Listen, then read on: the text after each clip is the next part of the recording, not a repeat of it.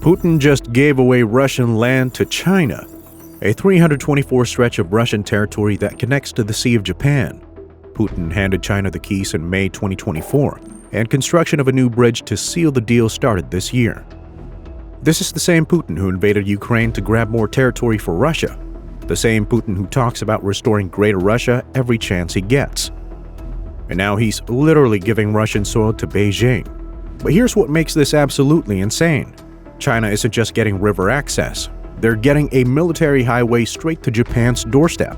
We're talking about China's 12,000-ton monster warship, the world's largest Coast Guard vessel, soon patrolling waters it's never been able to reach before. Putin knows exactly what he's doing. He knows he's handing China a strategic chokehold over the entire Pacific. He knows this threatens Japan, South Korea, and every US ally in the region. And he's doing it anyway. Driven by catastrophic losses in Ukraine, Putin will trade away pieces of Mother Russia itself just to keep China from abandoning him. The numbers are brutal. Russia suffered nearly 430,000 wounded and killed in 2024 alone. That's more than the entire population of Tampa, Florida. Gone in 1 year. Meanwhile, Ukraine is taking the war directly to Moscow with 1,000-kilometer range drones, F-16s flying daily combat missions, and strikes that have caused over $700 million in damage to Russian infrastructure. Putin isn't making deals from strength. He's making them from pure desperation. Here's what Putin is actually giving away: access to the Tumen River. This isn't just another border deal. It's a handover of strategic access Putin swore would never happen. This 324-mile waterway is about to become China's gateway to completely outflanking the United States in the Pacific. The deal was first mentioned in May 2024, when Putin met with Xi Jinping in Beijing. Their joint statement announced plans for constructive dialogue with North Korea about Chinese vessel navigation through the lower Tumen River. In diplomatic language, that's basically Putin saying, "Sure, Xi, use our territory, whatever you need." China has been trying to access the Sea of Japan via the Tumen River since last century. The area was under Chinese control until Russia seized it in the 1860s. For over 160 years, China has wanted this back, and now Putin is gift-wrapping it. During Putin's visit to North Korea in June 2024, he and Kim Jong-un agreed to build a new road bridge over the Tumen River. That bridge isn't just infrastructure. It's the physical manifestation of Putin's desperation. He's literally building China a pathway to project power where it's never been able to before. Think about what this means. China currently can only navigate the Tumen River up to the village of Fangchuan in landlocked Jilin province. Beyond that point, a 15-kilometer stretch requires permission from Russia and North Korea. Putin is able to remove that obstacle. But what China is planning to do with this access will make your blood run cold. China's monster, the CCG-5901, is the world's largest Coast Guard ship. 541 feet long, 12,000 tons of intimidation that's been bullying Philippine vessels in the South China Sea. China might develop the Tumen Delta as a secondary shipyard for its naval vessels, strategically positioning them near Japanese international maritime borders. We're talking about China placing massive military vessels within spitting distance of Japan, vessels that outweighed even U.S. Navy destroyers. The Sea of Japan lacks islands and is a vast open ocean area, which presents challenges for small armed frigates, but not for China's giants. Beijing is about to turn Russia's desperation into Japan's nightmare. Here's what's truly insane. Putin knows this. He knows he's essentially giving China a military foothold that threatens not just Japan, but U.S. naval operations throughout the Western Pacific. Backed into a corner, Putin will sacrifice anything, even Russia's own strategic interests, to keep China on his side. But you haven't heard the worst part yet. As of 2024 to 2025, Russia has suffered over 1 million total casualties in Ukraine, with recent estimates putting 2024 losses alone at 430,000 soldiers. That's not a typo. In just 1 year, Russia lost nearly 500,000 troops. Independent analysis shows that by August 2025, around 220,000 Russian men between 18 and 15 had been killed in the war, with male mortality reaching a peak of approximately 3,000 deaths per week in November 2024. Putin is watching an entire generation of Russian men disappear into Ukrainian soil. And for what? Russia is gaining territory at the speed of a wounded snail. Since January 2024, Russia has seized less than 1% of Ukrainian territory while losing roughly 1,149 armored vehicles, 3,098 infantry fighting vehicles, 300 self-propelled artillery pieces, and 1,865 tanks. Russian equipment losses have been significantly higher than Ukrainian losses, varying between a ratio of 5:1 and 2:1 in Ukraine's favor. These aren't just numbers. They're the slow-motion collapse of the world's largest country. Russia isn't just losing the war, it's being humiliated. Russia's budget deficit exploded to over 3.4 trillion rubles in 2024, more than double what Moscow originally planned. An astonishing 41% of all federal spending now goes to military, security, and law enforcement. Meanwhile, Western sanctions have frozen approximately $300 billion of Russians' reserves abroad. With no leverage left, Putin's running out of options. Which brings us to China. Beijing has become Russia's economic lifeline, but it's not charity. China is extracting maximum value from Russia's battlefield failure: discounted oil, favorable trade deals, and now Russian territory. The relationship isn't between equals anymore. It's between a patron and a client. Ukraine isn't just defending anymore. It's going on the offensive in ways that are making the Kremlin panic. Ukrainian forces have been conducting devastating long-range drone strikes deep into Russian territory, with the strikes between September 2024 and February 2025, causing at least 60 billion rubles in damage to Russia's energy sector. We're talking about Ukrainian drones flying 400-plus miles into Russia and hitting strategic targets with surgical precision. Russian air bases, fuel depots, ammunition warehouses, all going up in flames. In June 2024, Ukrainian drones struck the Morozovsk airfield in southern Russia so hard that regional authorities declared a state of emergency. The attack was so intense it might have been a dress rehearsal for even larger strikes. Ukraine has officially launched mass production of long-range strike drones with ranges exceeding 1,000 kilometers. That means Ukraine can now hit targets deep in the Russian heartland, places Putin thought were safe. Ukraine's F-16s are now flying combat sorties every day, shooting down Russian cruise missiles and even conducting bombing runs against Russian forces. After years of pleading, Ukraine finally has advanced Western jets, and they're using them to devastating effect. In 2024, Ukrainian strikes in occupied Crimea destroyed approximately 15 Russian air defense systems, systematically dismantling the layered protection Russia built to defend the peninsula. In August 2025, Ukrainian forces managed to destroy an additional 17 air defense systems in just 4 days of strikes. Putin spent years fortifying Crimea. Ukraine is unraveling those defenses piece by piece. But perhaps the most psychologically damaging attacks are the ones hitting Moscow itself. When Ukrainian drones struck the Kremlin complex in May 2023 and later targeted Moscow's financial district, it shattered the illusion that war was distant and contained. Russian citizens suddenly realized the war their government started was coming home. And Putin? He can't stop it. The man who promised to take Kiev in 3 days is now watching Ukrainian drones circle the Kremlin. That's not just military failure. It's the collapse of Putin's entire strongman image. Which brings us to the real winner in all this chaos: China. Beijing is playing chess while Putin is playing checkers, and China is about to achieve something it's wanted for over a century. China lost access to the Sea of Japan after the 1860 Treaty of Peking, one of the treaties Chinese officials call unequal. For 160-plus years, China has been trying to regain that strategic outlet. Putin just handed it to them on a silver platter. What's hiding beneath this deal isn't just about historical grievances.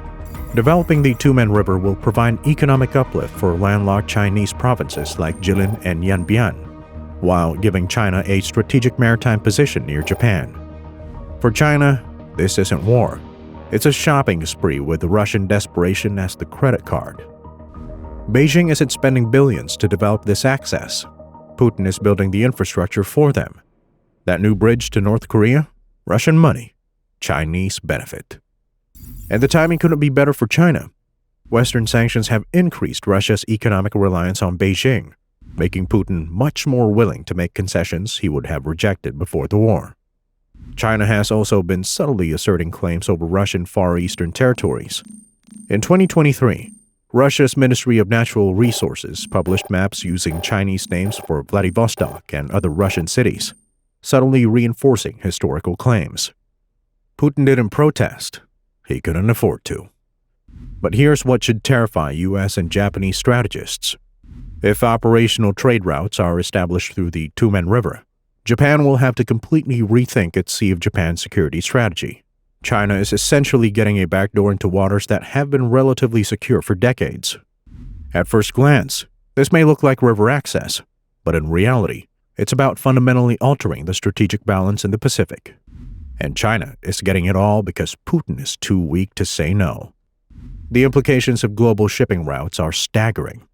Currently, Chinese commercial vessels heading to Europe or the Americas must navigate through contested waters in the South China Sea, then around the Korean Peninsula or through Japanese-controlled straits. The Tumen River access creates an entirely new corridor that bypasses these checkpoints. This isn't just military posturing, it's economic warfare. China's state-owned shipping companies could potentially cut days off their routes to major ports in Russia's Far East, Alaska, and the Pacific Northwest. Every container ship that uses this route instead of traditional pathways represents lost revenues for ports in South Korea and Japan. The environmental angle makes this even more complex. The Tumen River ecosystem is already fragile, and increased heavy vessel traffic could cause irreversible damage to fish migration patterns that three countries depend on. But environmental concerns take a backseat when great powers are reshuffling the global order. Russia's regional governors in the Far East are privately expressing concerns about this deal. According to leaked communications obtained by Western intelligence, these officials understand that increased Chinese presence means decreased Russian control over their own territory. But challenging Putin's foreign policy decisions has become career suicide in today's Russia. The timing of this concession also reveals something crucial about Putin's mindset. He's not thinking about Russia's long-term strategic interests anymore. He's thinking about short-term survival. Every decision is filtered through one question.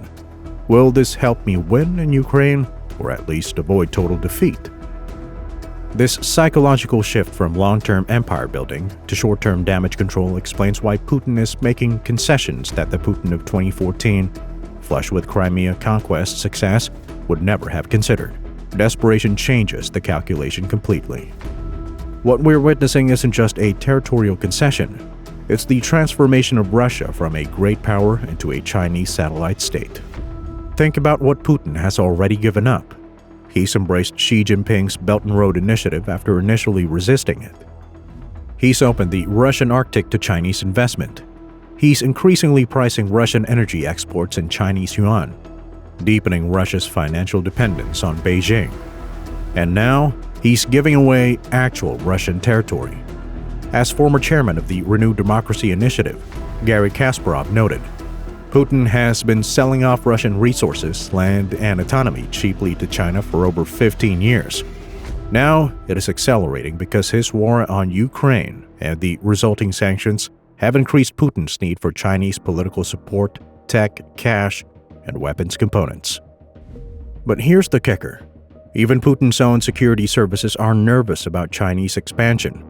A leaked 2025 FSB document revealed that Russian intelligence views China as trying to encroach on Russian territory, with Chinese maps renaming Russian Far Eastern cities with their old Chinese names.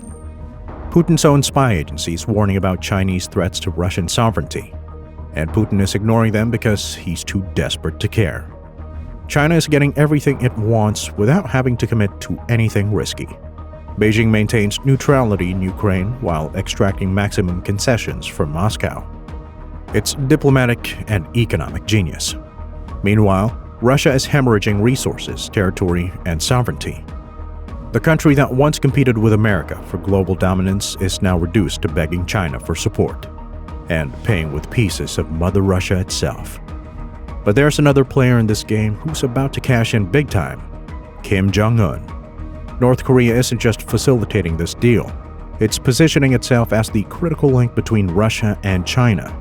And Kim is extracting maximum profit from both sides. The new road bridge Putin agreed to build?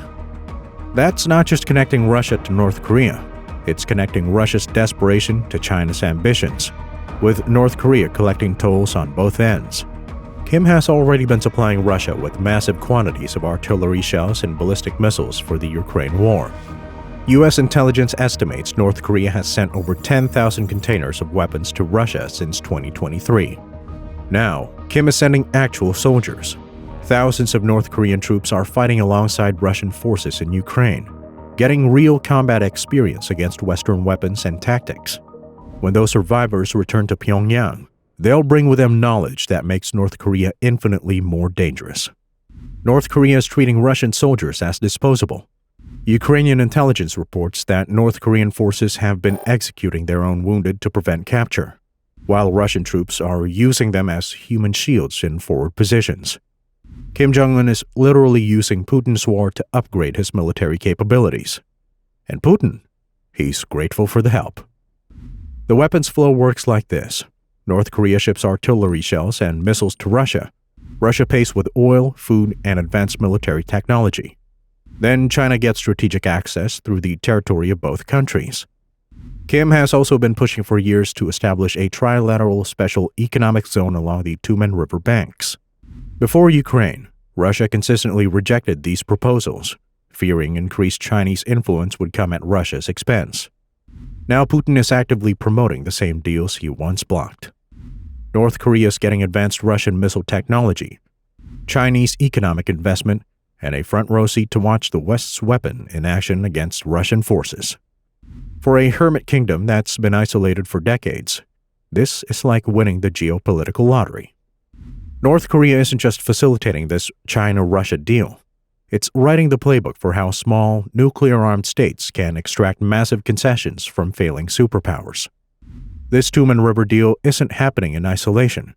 It's triggering a cascade of strategic realignments across Asia that could reshape global power for generations. Take Japan. Tokyo is already scrambling to adjust its entire defense strategy for the Sea of Japan. Japanese military planners are suddenly facing the prospect of massive Chinese vessels operating in waters that have been relatively secure since World War II. Japan's response has been swift and decisive. Prime Minister Kishida announced an increase in defense spending by more than 50% over 5 years in 2022. Its military spending has already increased by 21% to $55.3 billion in 2024. Marking the largest annual rise since 1952. South Korea is watching this deal with growing alarm, realizing that Chinese naval access to the Sea of Japan fundamentally changes the strategic equation on the Korean peninsula. Seoul has quietly begun discussions with Washington about deploying additional THAAD missile defense systems, specifically to counter the new threat vectors that Chinese access to the Sea of Japan would create. Even Vietnam, which has its own territorial disputes with China in the South China Sea, is paying attention. Vietnamese officials have privately expressed concern that China's success in extracting territorial concessions from Russia could embolden Beijing to make similar demands elsewhere. The psychological impact might be even more important than the strategic one. Putin's willingness to trade Russian territory for Chinese support sends a message to every other country in China's orbit. Resistance has limits, and those limits can be reached through sustained pressure. Mongolia, Kazakhstan, and the Central Asian republics are all watching this precedent with nervous interest. If Putin, the supposed strongman who rebuilt Russian power, can be forced into territorial concessions, what does that mean for smaller countries with less leverage? China has territorial disputes or historical claims involving virtually every one of its neighbors. The Tumen River deal establishes that even nuclear-armed great powers will eventually cave to Chinese pressure when their alternatives run out. That's a precedent that changes everything. Perhaps the most significant impact is on the United States itself. For decades, American strategy in the Pacific has been built around the assumption that China's naval access points were limited and predictable. The Tumen River changes that calculation entirely. U.S. Pacific Fleet planners are suddenly dealing with the prospect of Chinese naval forces operating from an entirely new direction, potentially flanking traditional American defensive positions. The Pentagon has already begun quiet discussions about repositioning assets to account for this new reality. But repositioning takes time, money, and political will. Resources that are increasingly stretched as America faces challenges on multiple fronts. China is achieving through Putin's desperation what it couldn't accomplish through decades of military buildup: a fundamental shift in Pacific strategic geography. The implications of Putin's desperation deal extend far beyond the Tumen River. First, it signals to every U.S. ally in the Pacific that the strategic balance is shifting. China is gaining new capabilities to project power in waters that have been dominated by the U.S. Navy since World War II. Second, it demonstrates that authoritarian partnerships aren't partnerships at all. They're relationships of convenience where the stronger party eventually dominates the weaker one. Putin thought he could use China as a counterweight to the West. Instead, China is using Russia as a stepping stone to greater power. Third, it shows what happens when dictators make catastrophic strategic mistakes. Putin's invasion of Ukraine hasn't just failed, it's actively undermining Russian power and sovereignty. The man who wanted to restore Greater Russia is presiding over its diminishment. But perhaps most importantly, it reveals that Ukraine's resistance isn't just defending Ukrainian sovereignty, it's reshaping the entire global balance of power. Every Ukrainian drone that hits a Russian target, every F-16 that shoots down a Russian missile, every successful defense that prolongs the war pushes Putin deeper into Chinese arms. Ukraine isn't just fighting for its own survival, it's fighting to prevent Putin from dragging the entire world into a new era of authoritarian dominance. And right now, Ukraine is winning that fight. Putin's willingness to give Chinese ships access to Russian waters goes beyond simple maritime navigation. It signals the end of Russia as an independent great power. The man who imagined restoring Greater Russia is now watching it shrink by the day. Every concession to Beijing, every piece of territory offered up, every strategic asset handed over, it all points to the same conclusion. Russia under Putin has become too weak to maintain its sovereignty against its supposed ally. And China, for Beijing, this is diplomacy through patience. Patient, methodical, and utterly ruthless. China is achieving in peacetime what it couldn't accomplish through war. The real question isn't whether Putin will give China access to the Tumen River. He already has. The question is, what piece of Russia Beijing will demand next? Once you start trading away your sovereignty for survival, there's no bottom to how far you can fall. So what do you think? Is Putin truly out of options? Or does he still have leverage we haven't seen yet? Will China's patient strategy succeed in turning Russia into a full satellite state? Or could this partnership eventually backfire on Beijing? Let us know in the comments below. And don't forget to subscribe to Fall of Nations for more videos that expose the shocking realities